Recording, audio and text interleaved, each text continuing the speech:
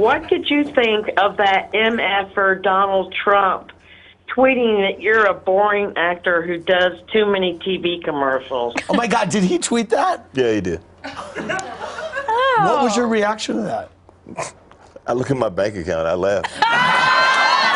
The atmosphere seemed effortless, perhaps deceptively so. Donald Trump stepped onto the stage radiating his trademark self-assurance, wearing a grin that suggested the cameras were merely there to validate his own high self-opinion. He gestured to the crowd with expansive, theatrical sweeps of his arms, claimed his seat with the air of a man who owned the building, and began speaking before the moderator could even set the scene or introduce the primary themes of the evening. The intended topic was meant to be breezy and light-hearted, the kind of superficial gossip about Hollywood rivalries, vintage tabloid headlines, and past social media remarks that audiences generally enjoy and promptly move on from. Before the dialogue could progress into any substance, the host offered a quick, friendly aside to the viewers at home, asking where they were tuning in from, a move that drew a light ripple of comfortable laughter from the room. However, Trump had no intention of keeping the mood casual or safe. He pivoted toward a sharper, more aggressive tone almost instantly, sensing a chance to dominate the narrative. He began belittling Samuel L. Jackson's professional path with surprising vitriol, dismissing his immense cinematic achievements as mere luck or minor spectacle, and falling back on a familiar reflex: the rigid categorization of people as either brilliant or feeble, significant or irrelevant,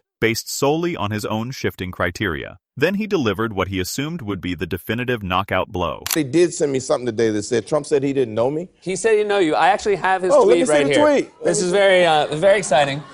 So there you go. It says, I don't know Samuel L. Jackson to best of my knowledge, haven't played golf with him, and think he does too many TV commercials. Boring, not a fan.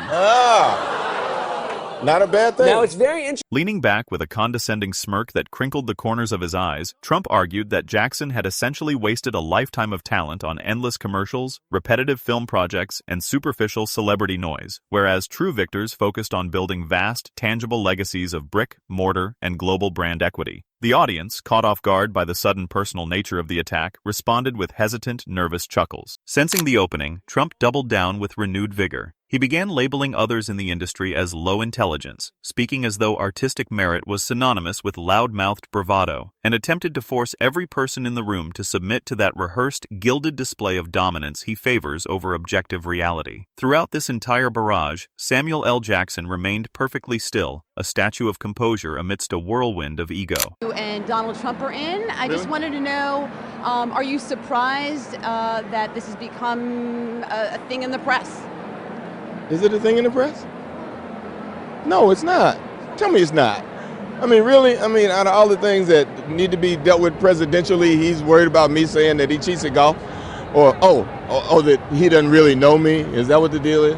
He'll lie about that also and say he never did that. But that was the first real indication that Trump had catastrophically misjudged his opponent. Jackson didn't interrupt the flow of insults. He didn't perform an exaggerated eye roll for the cameras. He didn't even appear frustrated or indignant. He simply sat with a heavy, composed presence, a gravitational weight that made a boisterous man seem suddenly overbearing and frantic. The tension was palpable, thickening like a physical fog between the two chairs. Trump continued his tirade, focusing obsessively on viewership numbers, quarterly finances, the definition of true winners, and all the typical tropes and rhetorical flourishes men use when they desperately want an audience to mistake a high net worth for high intellect. He became increasingly repetitive, circling the same boastful claims and anecdotal evidence in the stubborn belief that increasing his volume and frequency would somehow increase his impact on the room. Finally, sensing the energy was reaching a boiling point, the host turned to Jackson, offering him the floor to finally respond. Very few people thought that President Trump could actually make it to the Oval Office. And I did?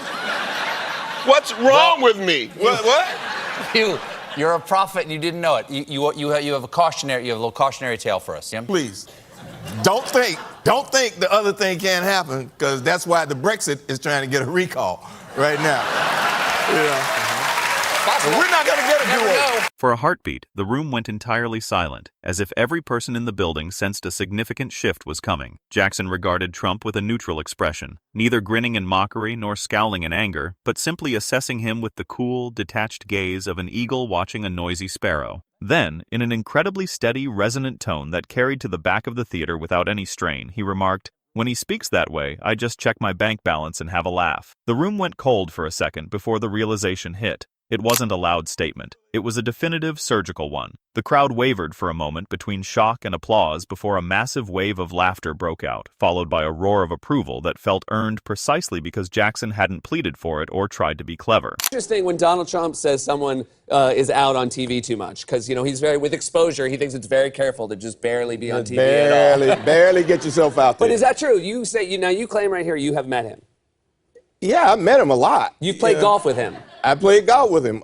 Trump's face shifted immediately, the mask of invulnerability flickering. His poise didn't disappear entirely, but it fractured visibly under the studio lights. He attempted to chuckle it away, insisting that money was ultimately irrelevant to the core of the argument, claiming his personal fortune was exponentially larger, and asserting that the real champion in the room was obvious to anyone with eyes. But his tone had shifted fundamentally. It was no longer commanding, but defensive and reactive. Jackson stayed patient, letting the silence do the work. He allowed Trump to scramble for more words, to fill the void with more justifications, and the more Trump spoke, the more he lost his grip on the room's respect. Then Jackson leaned in just enough to signal he was closing the book, delivering a comment that transformed the exchange from a mere comedy bit into a lasting judgment. He said, "When a man feels the need to constantly tell people how intelligent he is, it's usually because he knows they've stopped believing it." That sentence landed with the heavy finality of a closing vault door. The resulting applause was even more intense than before, but the real sting for Trump was the silence that preceded it, that fleeting instant where the entire room collectively recognized the underlying truth of the observation.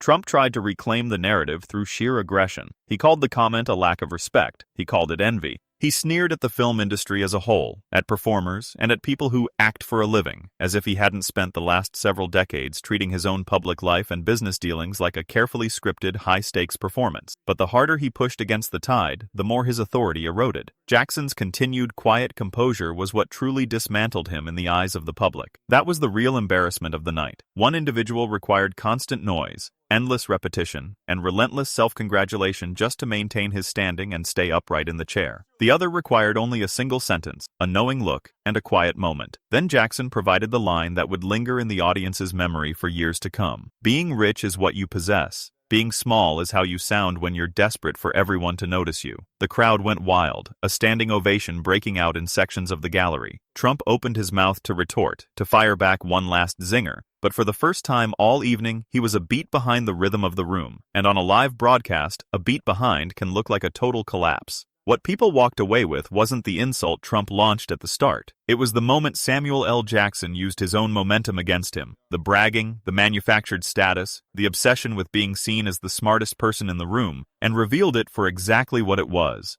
A man losing his cool because quiet confidence had exposed him as nothing more than ordinary.